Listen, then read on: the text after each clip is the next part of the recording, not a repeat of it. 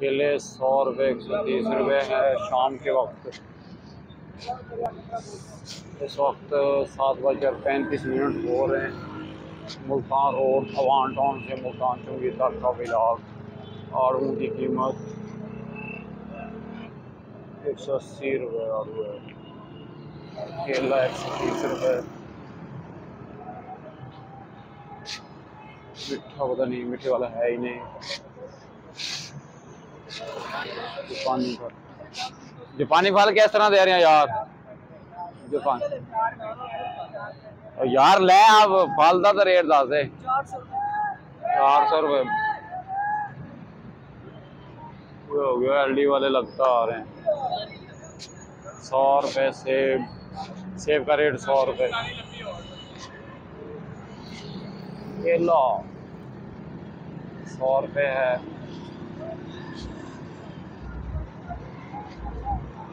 मीठा 100 रुपये दर्जन।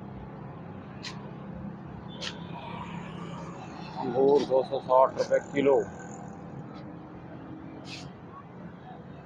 सेब 130 रुपये। अमरूद और इसमें सेब दीजिए।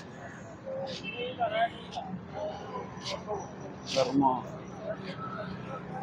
सेब 200 रुपये बच्चा 130 रुपये।